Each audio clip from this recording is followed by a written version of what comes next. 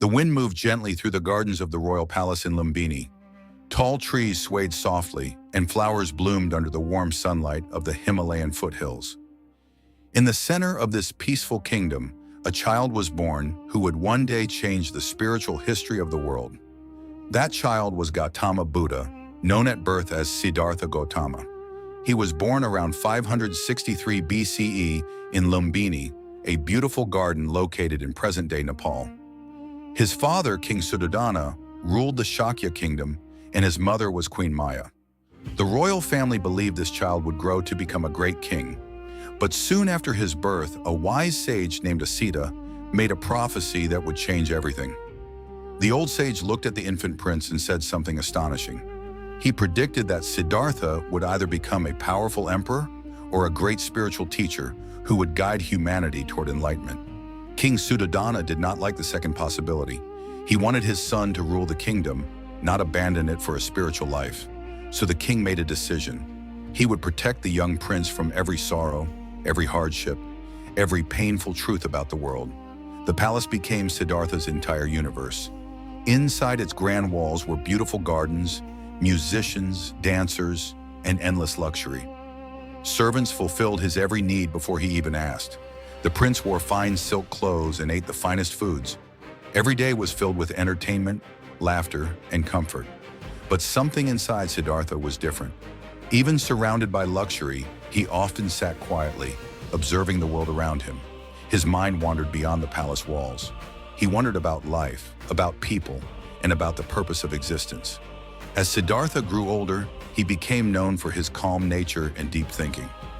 Eventually, the prince married a beautiful princess named Yashodhara. Together, they had a son named Rahula. To the outside world, Siddhartha had everything a man could desire: power, wealth, love, and a future throne. But deep within his heart, a quiet question continued to grow. Is this all there is to life? One day at the age of 29, Siddhartha decided to leave the palace and see the world beyond the walls. His father had tried to hide suffering from him all his life, but the prince was about to discover truths that would change him forever. As Siddhartha rode through the streets in his chariot with his companion Chana, he saw something he had never seen before: an old man. The man's back was bent, his hair white, his body fragile. This is Siddhartha sorrow. was shocked. "What happened to him?" the prince asked. Chana explained that this was old age, something that happens to every living being. The prince was deeply disturbed.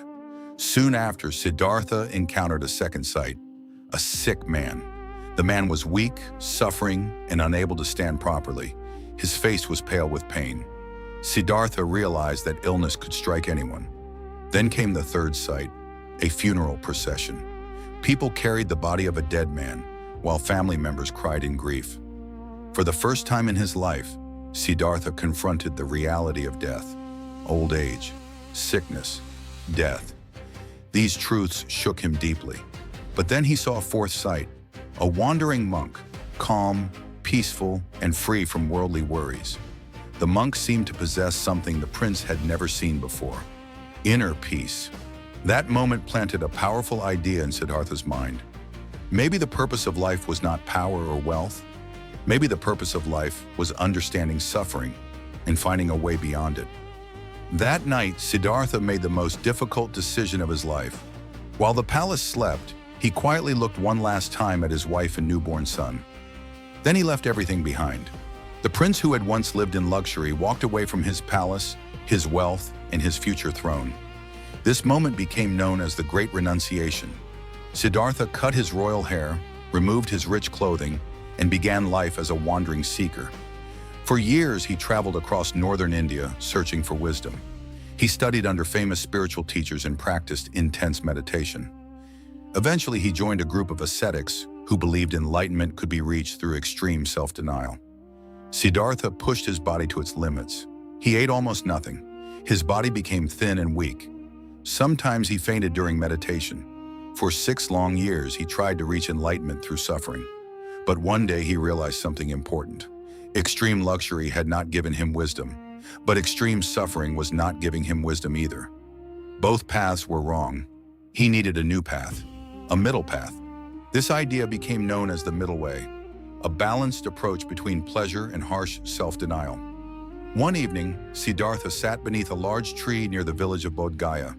The tree would later become known as the Bodhi tree. There, Siddhartha made a powerful vow. He would not stand up until he discovered the truth about life. Through the night, he meditated deeply. Legends say that during this time he was tested by Mara, the embodiment of temptation and illusion. Mara tried to distract him with fear, desire, and doubt. Storms appeared.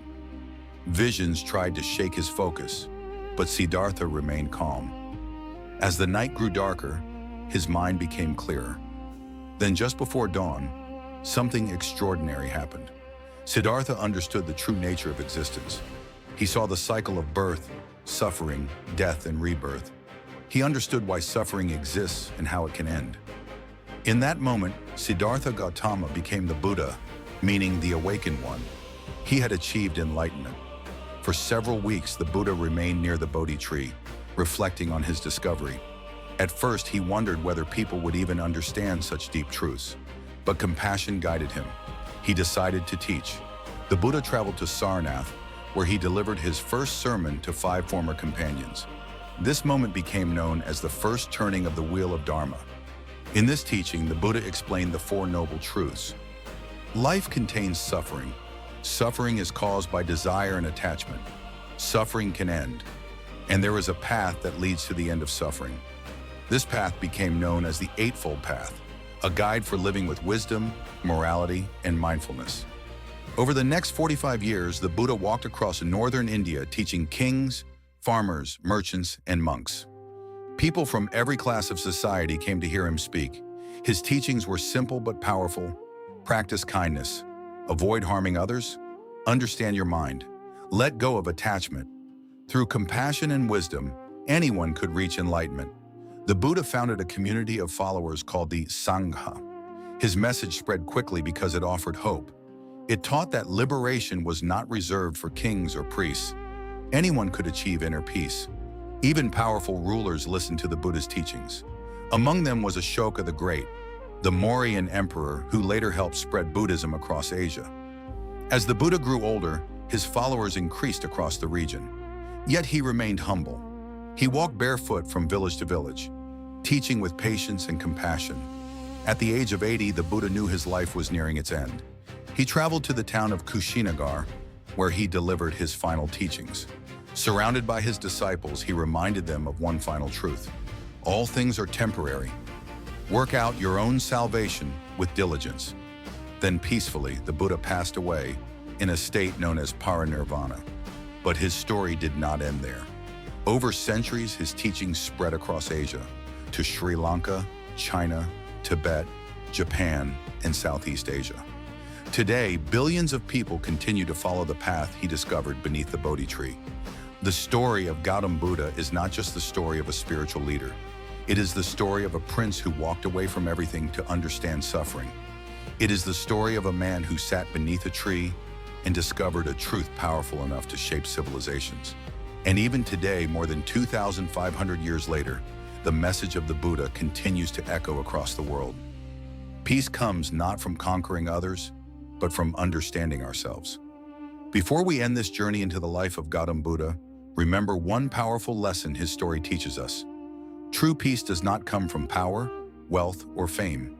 It comes from understanding ourselves and showing compassion to others. From a sheltered prince to an awakened teacher, the journey of Buddha reminds us that even one person seeking truth can change the course of human history. If you enjoyed this story and want to explore more powerful stories from history, philosophy, and great empires, make sure to like this video and subscribe to the channel so you never miss the next story. And tell us in the comments, what part of Buddha's journey inspired you the most? Until the next story, keep learning, keep questioning, and keep seeking wisdom.